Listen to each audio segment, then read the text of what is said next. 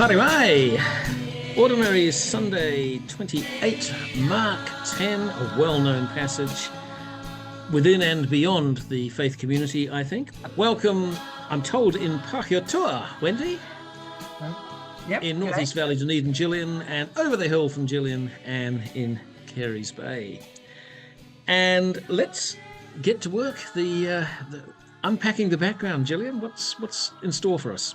Well, I love Mark 10. It's got so many amazing stories in it. And this particular one is bracketed by two that I think are kind of interesting. In particular, before this passage, Jesus is blessing little children, those who are newly on this planet and things. And then after this passage, he is predicting for the third time his death.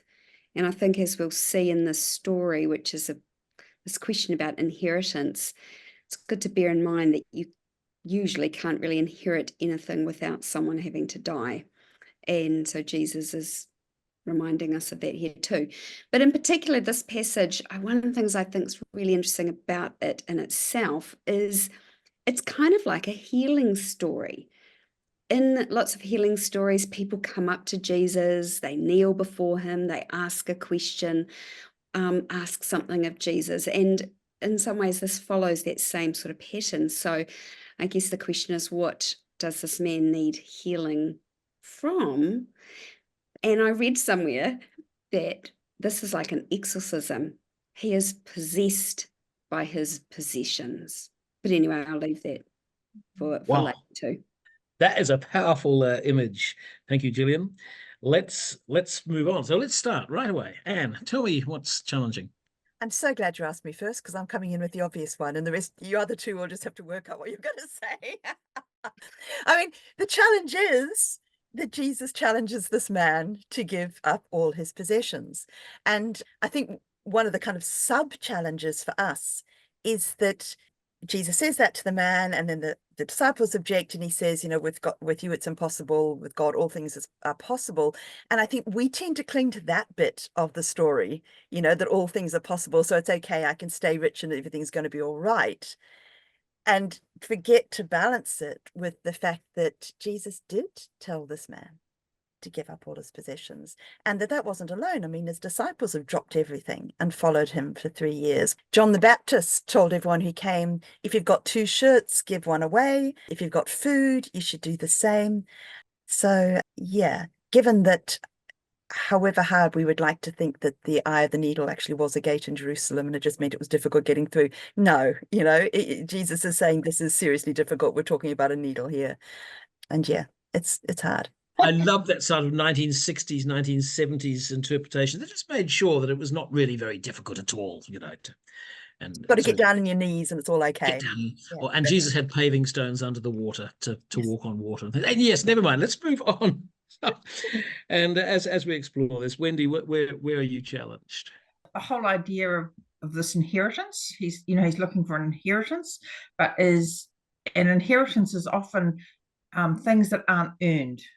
So he's looking for his inheritance without actually having done the work. And the other thing is, what is this idea of heaven on earth? And Jesus' response, how will I get to heaven, but is it going to be on earth as it is in heaven? So where does this, is it the afterlife or is it heaven on earth? So that's a challenge for me. I think, when you think about glimpsing God on earth, there's that thin veil of sometimes what we expect to see. So I've been sitting with that for the day. But again, does he really mean give it all up? Surely not. Yeah. And I actually hear the panic in the disciples' voice. Yes. Hold on. Are you talking to me? Did I sign up for this? We're on the line. Bottom line, we've done everything. No, there's more. There's always more. Excellent. Well, thank you for leaving us still squirming. Maybe Gillian, you'll come back with something terribly merciful and a way out for us. And under the challenge section, I don't think so. But for me, I find the challenge, other than those things that you guys have shared too, is the fact that Jesus lets this man walk away. Jesus had looked at him and loved him and then saw him grieving, and the man chooses to walk away. And Jesus doesn't go, oh no, hang on, I only meant give half of your stuff away or give some of your stuff away. Because then, if Jesus had said that, we could probably all do that. Oh yeah, I can give some stuff away. But he doesn't. He actually lets him walk away.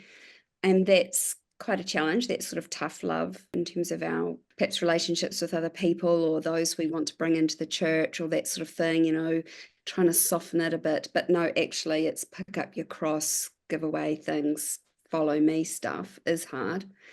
But then I also thought, because I like a happy ending, that maybe in Acts, 4:32, like when the early church is gathering together and it says, they all gathered all together and they shared amongst themselves everything that they had, which is sort of a little echo of this passage. And I thought, oh, well, maybe he's there. Maybe after the resurrection, he sees this and he does join in eventually. I like that. All of that, yeah, that's lovely. And yet it is very poignant as he walks away sad. And Mark really just leaves that hanging there. All right, well, thank you for that, but we're squirming. So let's go to you, Wendy, and see where you start to draw together some good news. I think that when Jesus speaks, it requires an immediate response. Would you go, it reminded me of the calling stories that we've just had previously. And, he calls his disciples and it's follow me, do this now.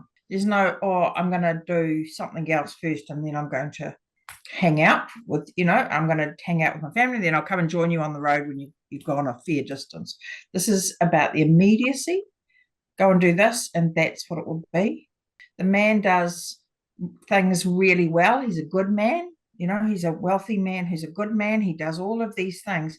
Yet, when you come to look at what he doesn't do, when he talks about the commandments, what he's not prioritizing, of course, is God and the covetousness. So he's saying, actually, I'll keep the things that I've got. I'll value the things that I've got. I covet those. But the rest of the stuff is easy to do. But I just can't do this. But not very Thank cheering. you. Not very well. That wasn't very cheering. Yes, thank you, I think. But it's like, what do you do with this sort of passage? It's really hard. Yeah. It is. It does, and this is the value of acknowledging that as well, and we're all in this together. Thanks, Wendy, and let's go to you, Anne, and have some good news. I think this is good news. I get the impression that perhaps Jesus doesn't demand quite as much of us as we demand of ourselves, which sounds very strange in this reading, but it's more that we tend to squash nowadays any idea that there really are rewards in heaven.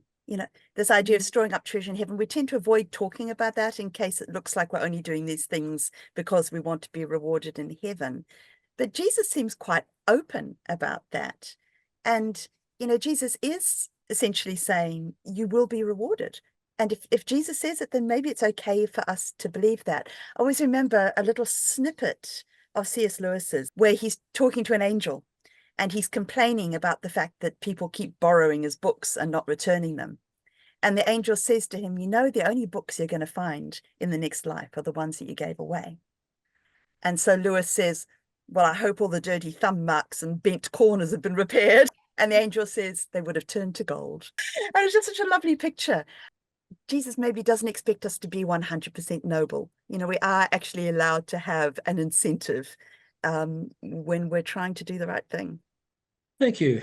I often think of that in terms of this strange vocation that we all are sharing in. We don't do it to beat ourselves up. I mean, most of us take some pleasure in the work that we do, but it's also quite a commitment, and many of these things that Jesus is demanding fall into that category. So Gillian, where will you draw out this good news? I'd add a little bit to Anne, because I think it also says now. You will have these things now and which is kind of interesting too. And maybe that's that Acts chapter 4 thing, we're all sharing things together, or that sense of community that we are a family together, and kind of support each other maybe. I'm not sure, but that isn't what I was going to say. But it is interesting that it's Jesus now and in the age to come. Yeah. But what I was thinking too, and this might be a little bit cryptic, but I think the good news in some ways is that we all die because actually Yay, that death is that great equalizer, right? And we can't, that classic thing, we can't take stuff with us. But at the end of the day, we all do just face God ourselves without all of those possessions that may have weighed us down. And I know Jeff Bezos, one of the wealthiest people in the world, is investing a lot of money, like billions of dollars, into sort of anti-aging science and investigating all that sort of thing, like basically how not to die. But at the end, we all do die. And so it's kind of a good reminder, really, that actually, who I am is what will come before God, and not all the things I have and my relationships and things and what I've done to my family and with that wider church community, or our wider world, our global community, are what will count, not my possessions. Thank you so much for that. It's beautifully sobering at that point as well. And all right, well, let's hang on. Wendy's got a hand up. Because I just want to push back on some of that. What is it that heaven is not about a bank account, though, is it? Because it's not like saying, "Oh, I'm storing up all my treasures in heaven. Here I go." Yeah, it's kind of absolutely fabulous. I've got, and I walk in the door. There's my safe with all my treasures in. It's not about that. Surely it's about the age when God brings heaven and earth together, as opposed to that's when our treasures come. That's when the revelations at Jerusalem of, no light, no day, just one big light. I think N.T. Wright's picture is that the storing in heaven is really storing. It's just a kind of storing for the resurrected life. And it's a metaphor. Yeah. Right. We've got about 30 seconds each to tell us, so what, Anne? I was at an uncle's funeral in Zambia a month ago, and one of the speakers, a local Zambian person, said she'd always been struck by the idea that my uncle had decided how much he needed to live on, and he gave everything else away. Now, I don't actually know if that was true. I never asked him. But to me, it's a reminder just to check again, seriously, about what I'm doing with my possessions. I haven't got the courage to give away everything. The rabbi said it was a bad idea anyway. But yeah, why don't I? And how much am I willing to give? And what does that say about the degree of faith I have in God? Thank you. Wendy, for you, so what? You can have all my crosses if you want. Anyone's up for those away. It's just, I think we get glimpses of heaven on earth, and it's just a reminder to keep looking for those. This passage says really, sell, give away, and follow me. It's clear instructions. It's us who struggle with that, and is he really talking to me? And despite all of that, because it is a really hard passage to come to grips with, Jesus still looks at us with love in his eyes. He knows our weaknesses. He knows what our challenges are, and he loves us anyway. So on the down low, I think we do okay, Nicely put. Yeah, some encouragement. So what of encouragement there as well. And don't ask me to give away my library. Not yet, anyway. Gillian, a last word of so what? I like that question the man asks, what do I need to do? And I like it because actually it's kind of not really the right question. There's really nothing we can do to inherit eternal life, really, or, to do that. And it makes me think, well, and Jesus says to him, you lack one thing.